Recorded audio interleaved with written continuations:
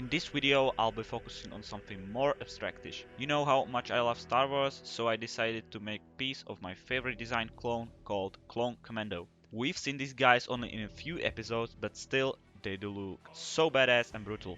By the way, this piece is also the next card to my own creative collection called the Mighty Cards. I already did the first series. By the way, if you want to see a whole collection, you can check it out on my Instagram. Otherwise, this artwork took me about 4 hours and it was made in Photoshop. As always, feel free to like this video and subscribe, hit the notification bell to stay notified about any new content.